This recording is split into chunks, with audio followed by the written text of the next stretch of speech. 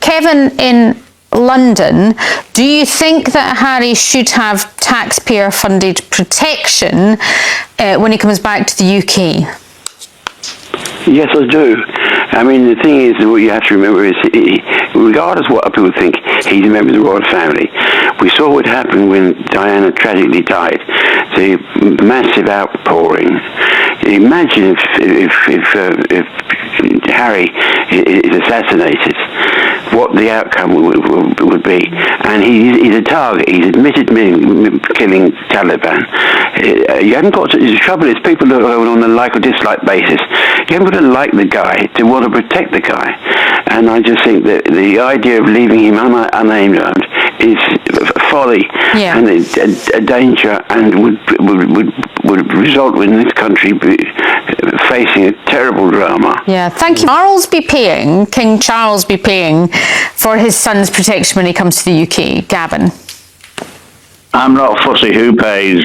I think that young man has strapped on body armour, gone out and served his country against evil that wants to terrorise the British nation. That young man deserves the taxpayers' funding for his security. Simple as that. Hello, family. I'm back, and once again, Happy New Year. Now, let's talk about the clip, something that finally broke through the noise on UK television. Because every once in a while, even on British TV, reality sneaks past the gatekeepers. And this time, it came not from so-called roidal experts, not from palace whisperers, not from tabloid stenographers, but from ordinary British callers who said what the establishment keeps pretending not to understand. The question on the table was simple. Should Prince Harry have taxpayer-funded security when he's in the UK? And for once, the answer wasn't drowned in bitterness, jealousy, or performative outrage. Instead, it was common sense. Brian said what so many people have been screaming into the void for years. Whether you like Prince Harry or not is completely irrelevant. This isn't a popularity contest. This isn't about vibes. This is about risk. This is about reality. This is about a man who was born into one of the most recognizable families on Earth, who cannot turn that off like a light switch, and who has very real, documented threats against his life. And Brian went straight to the heart of the matter. He reminded everyone of something the UK media conveniently forgets every single day. What happened when Diana died? Because let's be very clear, Britain didn't just mourn Diana. Britain convulsed. The country stopped. The world stopped. And that was an accident. That wasn't an assassination. That was a tragedy born of negligence, pressure, and relentless media pursuit. Now imagine if something were to happen to Harry. Not only would it be catastrophic on a human level, it would be a national and international crisis. The outpouring wouldn't just be grief, it would be rage, questions, accountability, lawsuits, inquiries, history books rewritten in real time. And Brian nailed something else that the haters hate to hear. Prince Harry is a target. Not because he asked to be, not because he complained, not because he talked too much, but because he served in a war zone, because he wore body armor, because he fought groups that openly target Western figures, because his own admissions about his service, something soldiers are encouraged to process honestly, have been twisted and weaponized against him. That's not opinion, that's security reality.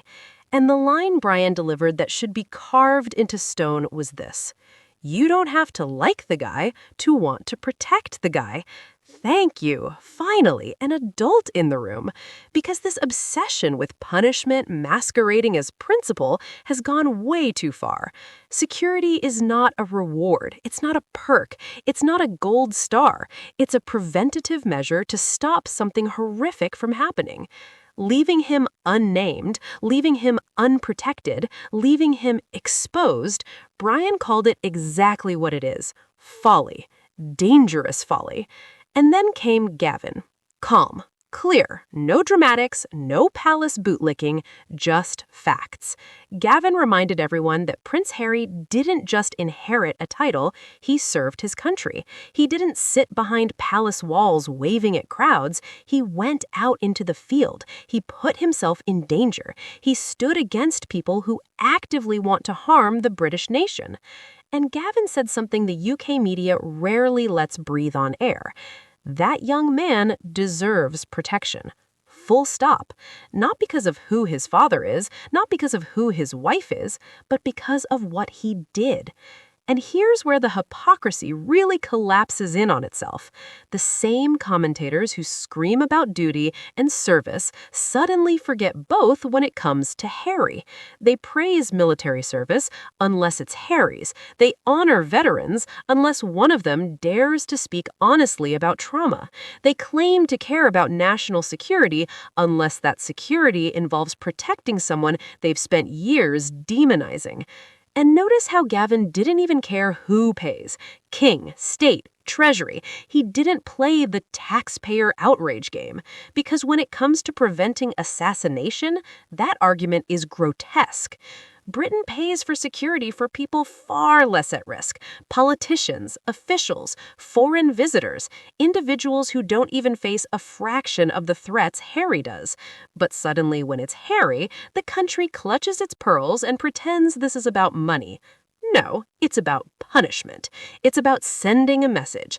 Leave the system and you will be made vulnerable. And that's where this whole saga becomes uncomfortable for the monarchy, the media, and the government alike. Because stripping security wasn't just administrative, it was symbolic. It was a warning. And Brian and Gavin accidentally exposed that on live TV. Prince Harry didn't stop being a target because he stopped being a working royal. That's not how danger works. You don't lose stalkers, extremists, or obsessed individuals because of a job title change. And the cruel irony, the UK media spent years inflaming hostility towards Meghan and Harry, publishing addresses, maps, locations, timelines, and then turned around and asked why Harry felt unsafe. The call is coming from inside the house. So when UK TV finally lets two ordinary British men say what the establishment won't, it matters. It tells us something is shifting. Slowly, reluctantly, but shifting. Because when logic starts sneaking through the cracks, the narrative gets harder to maintain. You can dislike Harry, you can disagree with his choices, you can roll your eyes at interviews, but denying him protection doesn't make you principled, it makes you reckless. And deep down, even the loudest critics know it. That's why this discussion hit different. It wasn't emotional blackmail, it wasn't royal fandom, it was reason, and reason is dangerous to systems built on spite. Brian and Gavin didn't defend Harry because they're Sussex fans, they defended him because they understand consequences. And once people start thinking in consequences instead of clickbait, the whole house of cards starts wobbling.